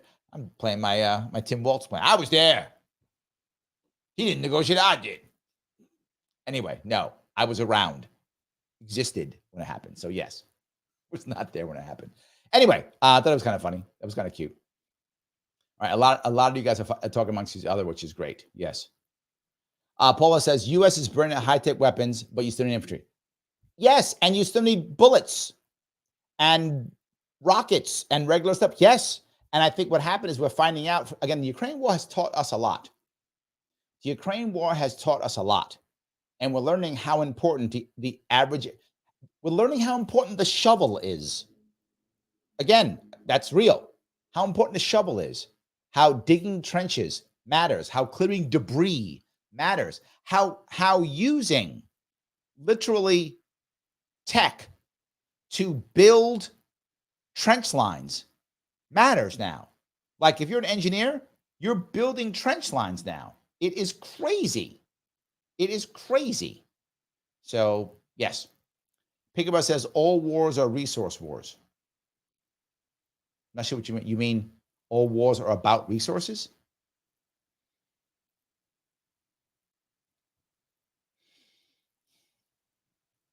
I don't know. The Israeli war in Lebanon is about resources? Not sure where you're going with that one. I could see it in Ukraine. I could see that argument in Ukraine. I could. Was the Korean War about resources? I don't know. Pigway, you got to help me on that one. I'm not sure where you're going with that. Help me with that. I'm not sure. Yeah. And then NY Liberty says China needs to work on their subs and new carriers. Correct. They have like one carrier now, I think, or two. They've got a decent amount of subs, but not crazy, but decent amount. And not all of them are these special N-word subs. Not all of them are that. But again, could they get there, NY Liberty? Yes, they could get there, but they're not there now. They could get there though, absolutely. So yes. All right, Missy, there we go. Thank you. In the YouTube chat, the link to Larry's show and the military industrial complex right there. Missy, thank you so much. You are the best.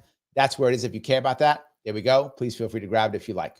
Yes, 100%. Ganjin88. Iran has domestic issues where people are discontent with the government. Some leaving Islam. I bet Western nations are low-key for another revolution in Iran. I'm sure they are, this is my point earlier, right? I've got a bunch of young men who could be falling into this revolution, or we could send them over to Lebanon to fight the Israelis. Now, if I'm the Iranian government, what do? Over they go. Of course. And you might go, Larry, that's evil. Okay, they're governments. They're going to change their mind. If I'm the Iranian government, one of the reasons why I am a very good political / business consultant, one of the reasons why, many reasons, of course, clearly, but one of the reasons why is if you guys hear my thought process, I have a lot of empathy for the other. So I think, what would I do if I were them? What tactics would I use? And I do my best when I can to pull out what is right and what is wrong, and to speak about what is effective, what will get me what my goal is. So when I talk that way, I'm much easier that I can. How can I so often, you guys have watched me, how can I so often predict what's going to happen? Because of that. If you know what the goal is, you think about what resources they have, what will make the most sense to do, it's easier to guess what they're going to do. That's how I'm going to say that's going to happen, right? So again, you're correct, Ganjin, you're totally correct. So what do? I'm one of the mullahs, and I'm like, I don't want these young guys in my country. They might come get me. I don't want that. I'll send them over to Lebanon, and then go fight the Israelis. Kill two birds with one stone. Get these guys out of my country, put them in that country. Hopefully they never come back. And it sounds horrible, but yeah, doesn't mean they die. Maybe they like Lebanon and stay there. Keep those guys over there. I got to keep my job. So those guys go to Lebanon, never come back. Life is good. I might even pay them. Or I might create, and here's the best thing, and you'll see countries do this. They create a martyr company. You might go, what the hell is that? It means it's a group of people put money together, and if your son dies over there, they pay the family money as a martyred family, right? They literally pay them cash. So now I'm a young man who's struggling in Iran, not doing very well, and I can go prove myself as a man. And if I die, my family gets whatever, 50 grand or whatever is the money they're going to give me, whatever the money is, they're going to give me money. And why wouldn't I go? Not just that. My buddies were like, what are you scared? What are you, punk? I'm going. I care about my family. Just care about your family, you punk. And all of a sudden I'm like, okay, guess I'm going. And that's social pressure. And now you got 10,000 Iranian fighters fighting in Lebanon, right? And of course, I'm going to use my own, I don't know, what's Iran CIA, whatever, or FBI, whatever their FBI is. I don't know what it is. Whatever the Iranian FBI is, infiltrate these cells that are trying to attack the country and convince them all to go to Lebanon. Of course I would do that. Of course I would do that. That's why I know they'll do it. So yes. Roy says, most of the world's Muslims would live in peace. I think that's true. But religious radicals running any nation are going to prevent peace. Almost always. I think you're right. Almost always. Yes. Pravet says, Israel taking advantage of the left during election season. What do you mean? You think Israel wants the right to win? So they do this during the election? Maybe. I could see it. Maybe. I think there are other things they're worried about, to tell you the truth. If anyone's about the election, it's Zelensky in Ukraine. Because Trump has at least said, I would hope he would do, but people don't always do what they say. I would hope he would do. He has said he wants to end the Ukraine war. Zelensky probably can't survive ending the war. Like, he's going to be gone. He'll be in Florida, right? He'll leave. So it's gone when that happens. So I think that maybe he cares more about this because he would much rather have Harris as president because Harris will keep writing checks, right? Harris will not stop writing checks to Ukraine. She's going to write them all day long. And he knows that. So she'll keep writing checks. Trump might. I mean, it depends on what Trump's priorities are. If he wins, he might still write checks until he can get that to a priority, or he may stop the war like he said he is. I don't know.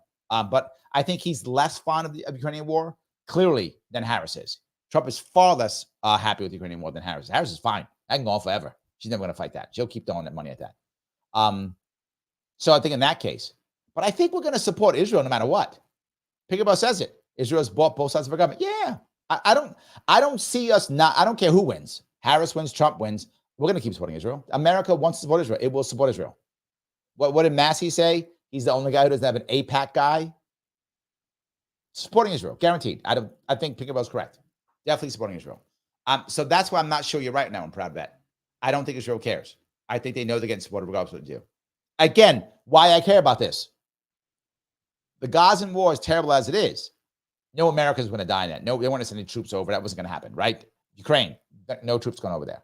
This one, I'm telling you, this one has a chance to grow this war. There's a chance to grow this war. There absolutely is this one. This war could grow. AC believes you. Pick a bell. 100,000%. You do it 100%? No, ping a bell. You so right. You're 100,000% right. That's really right. That's like double right. No, that's like 10 times. That's 1,000 right. That's really right. Peace Logic says, thank you for the $5. I appreciate it. What are these UAPs? Advanced USA drones? Tic Tac? Are aliens going to save us from destruction? I'm glad they changed the name, but that's just them changing the name. UAP, if you don't know, is unidentified aerial phenomenon, is what UAP is. UFO. But UFO, we think of like aliens. They don't want to call aliens. I'm going to make a strange one. This is a strange idea. A nuance that people don't recognize. When the people say the UAPs are non-human, they never say they're off-world or alien. They never say that. They just say non-human. Why does that matter? Way off topic, but Peace Logic, this is your fault. Your fault, Peace Logic, yours. For some being to get to our planet from the closest galaxy is 4 light years, assuming there is life that could do that in that closest galaxy. It's 4 light years. I'm sorry, not closest galaxy, closest solar system, 4 light years. So if you can travel the speed of light, it takes you 4 years. So that means either you have a group of people, group of beings who live so long that 4 years to travel someplace, whatevs, we can do it, we don't care because we live so long. That's option one, right? That a 4-year trip is whatever. And just to get there 4 years, and somehow a group of beings who could scan the universe or scan the galaxy to find that we are the planet they should go to, unless they just go to all planets, in which case they take 4 years to just go to random planets. That, I guess you could do that, but oh my God, what kind of beings would you be if you just, let's just take 4 years and go to some solar system and see if something's there, right? And you can spend that much time, money, energy, assuming you can travel speed of light. If you can travel less than that, half speed of light, that's 8 years. And if it's from the closest place, if there's nothing there, we're talking maybe 20 light years more. So someone to come here, if they could come here, they would be so advanced that we'd be nothing to them. They wouldn't mind showing themselves. They would basically to us be demigods. right? They would be demigods to us. They just come and go, we're here, and move out of the way. We want something, and we're just going to take it. We would be like animals to them, like us going into a jungle and finding animals and just slaying them if they get in our way. That's what they would be like. So I haven't seen that. So I'm not convinced that whatever it is off-worldly. Lara, are you saying there may be some other form of being on the planet? Doctor Who said that years ago. Years ago. Decades ago. Decades ago, Doctor Who talked about it. Maybe. We'll see if I'm right. Now, that'll blow some of you away, I'm sure. But anyway, that was kind of cool. Blue Black Boss says, the Middle East engulfed in religious genocidal rage. Meanwhile, the Pope chilling in his bedazzled rascal. Nicely done. Nicely done. Yes. Yes. Lorenzo says, people I know from Iran that are not Muslim prefer people to call Iran as Persia, and they call themselves Persians. I've heard that many times. A lot of people call themselves Persians. Yes. I even know some people who are Muslim who call themselves Persians. But yes, Jewish Iranians, the vast majority of those call themselves Persians. Yeah. Tank Fist is my new band name. I like that. Yes. Panzerfaust. They also made a Panzerkreuz, which is the equivalent of a bazooka. They made both of those. Yes. The Panzer, they still have Panzers to this day. Tanks in Germany are still called Panzers. You have a Panzer division. Doesn't sound so good. But yes, Panzers, yeah. And you also had Panzer troops too. So yes, a bunch of those. So anyway, Morgan says, thanks for the issue, Larry. I do my best. Yes, I do my best. 100%. I do my best. Yes. All right. Let me see if I can go down here. A couple more of these. Christine says, watch that Stolen Valor. I know. I almost said I was there. I was Stolen Valor. I corrected myself, Christine. I did. I immediately was like, boom. Morgan, Brian Williams. Nicely done. That is a good reference. Absolutely. Yes. 100%. I was almost Brian Williams, but I corrected myself again. I was like, no. It's not what I meant. Yes. Not what I meant. Yes. Absolutely. Yes. All right. Pickerbell says land is a resource. Oh, got you. Okay. That's clearer. Thank you for that, Pickerbell. That's clear for me. Okay. Land is, okay. I'd buy that. Then I would agree. 100%. Yeah. Land is a resource. Okay. Agreed. There we go. All right. Roy says, you raise a huge point. Oh, I don't think it's for me, but I'll bring it anyway. While you or I can debate what is the best policy and disagree agreeably, there's no such debate with someone driven by radical religious ideology. Often true, right? Often true. Because that person doesn't matter, right? That person doesn't care. So I think you have a valid point. You think about, you're killing it. This is twice. You are 100,000% correct. That's twice in one show. You are killing it. I love that. Yes. And then White Liberty says, China just had a new sub sink right out of dry dock. Then it was when they lost in the northern waters and their own anti-sub track. Yeah, that's my point. They've got a decent amount of subs, but they're not close to ours. Like the American nuclear sub, and I was talking to someone about this. Was it you? Was some of the idea between the difference between a carrier and a sub? And a sub is our sub is just amazing. Amazing. Yes. Our sub is just second to none. It's second to none. Alexa, how are you? I prefer to feed two birds with one seed. Oh, that is better. I may start using that. Feed two birds. I won't give you any credit either. Just like I won't give any other guy any credit. But yeah, that's not bad. Yeah. Feed two birds with one seed. That is better. That's nicer. Okay. I'm sold. Norm Kami says, Larry, empathy for the other side is the same quality that RFK has. Oh, thank you. You have that in common. It's great quality. I think I have to, right? I think if you want to get stuff done, you kind of have to do that, right? You kind of have to do that. Yes. So the anti-corporatist says, please, Trump wanting to end wars means he wants to give everything they want to his buddies, Netanyahu and Putin. That may be true. You may not be wrong on that one.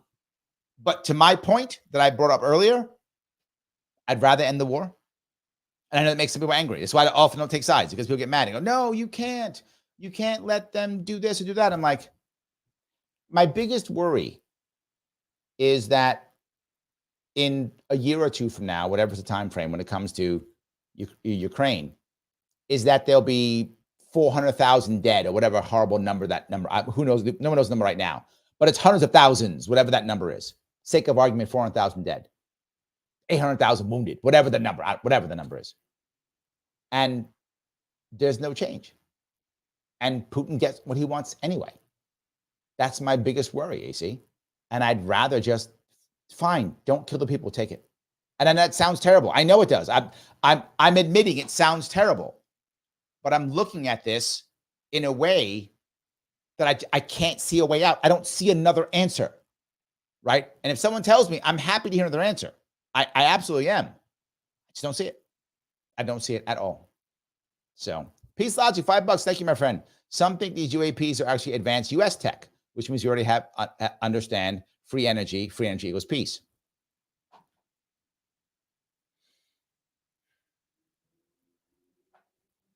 I hope you're right.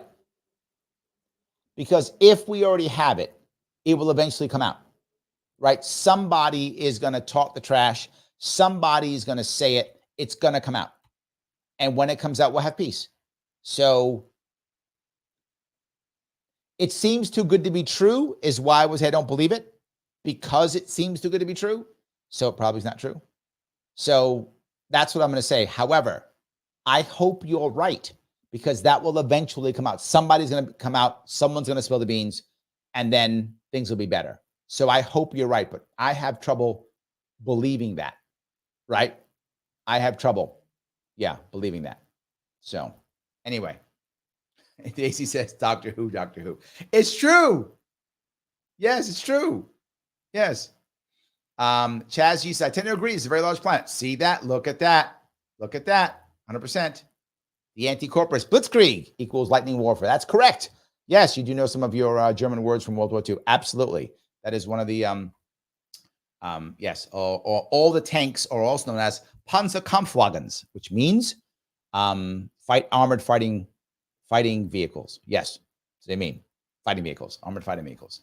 Panzerglas is bulletproof glass. So yes, so that's what it kind of means. So all those things is, I don't know why I know that. Maybe because I have a German flag next to me and I was from German. Could be that. Could be that I'm just super smart. Pickerbell's like, Brian was deep cut. Yeah, it was. Yeah. Greg says, you say 100% a lot, Larry. I do. 100% is one of my ways of saying yes, or you're correct, or you're right. It's one of my ways of saying it. I try to find more ways of complimenting people and letting them know that they're correct. So one of those I use is 100%. Otherwise, I'd be using, yeah, you're right, 100%. I use that often. You're right, 100%. There we go. Morgan says, buy land, but they're not making it anymore. By Mark Twain. Cute. But if my option is buy land or blow it up, I'm going to go with the buy land thing. That's where I'm going, right? I'm going to go with the buy land thing. That's where I am. And people don't want to do that because they think I'm a bad guy for some reason. Alexa says, it's okay. It's okay. I took it from somebody else and remember who it was. So you're good on the whole credit thing. See, so we're all thieves. Okay, Alexa, we're all thieves. It's true. And some of you are robbing me right now. You are, because you have not clicked the button that is like.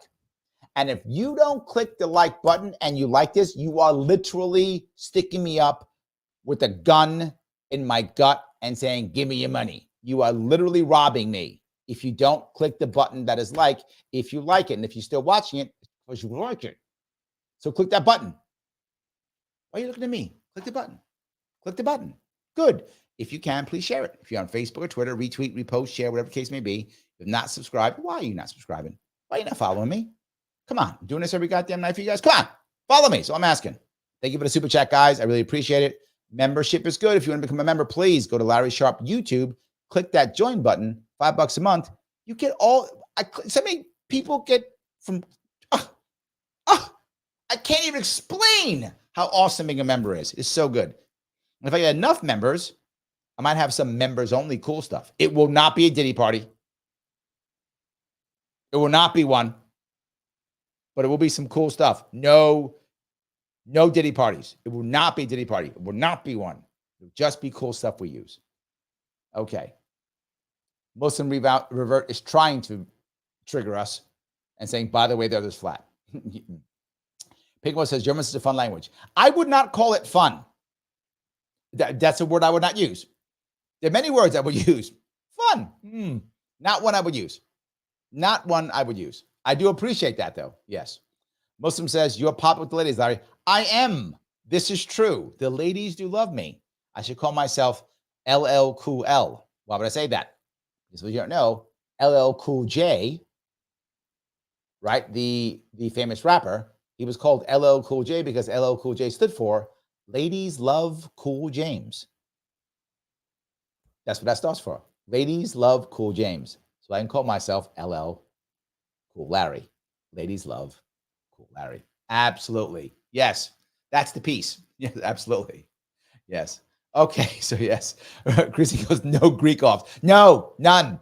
No. No. Not doing that at all. At all. Yes. So we're good with that. Guys, I know I asked you to do all these cool things and I appreciate it. I'm also glad you guys stayed with me this whole time. I appreciate it. I hope I gave you an interesting outlook on this and why this matters. I hope I answered your questions that made sense, at least. I hope even if you disagree with what I was talking about. I do hope that stuff matters. Did you see how much this stuff matters? This incursion, this attack does matter, whether you agree with it or not, right? I'm not taking a stance on whether you agree with it or not. Understand what Israel is trying to do. This is what they believe is correct, obviously, right? And to be forward, the Hezbollah, I said the word got canceled. The H people, Northern H, is doing what they think is correct. The problem is America gets sucked into this. Time is not on Israel's side. They must attack a lot and hard now because time is not on their side. If there's a peace in Ukraine, they're going to be in trouble and we're going to be called in. It's important for you guys to understand. I hope it was valuable for you all. I really do. Anyway, guys, so good seeing you. I'll be on tomorrow night. I'll be talking about another controversial thing tomorrow.